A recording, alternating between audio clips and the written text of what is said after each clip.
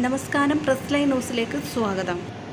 Tamil super താരം രജനീകാന്തിനൊപ്പമുള്ള ചിത്രങ്ങൾ പങ്കുവെച്ച് RDX സംവിധായകൻ നഹാസ് ഹിദായത്ത്.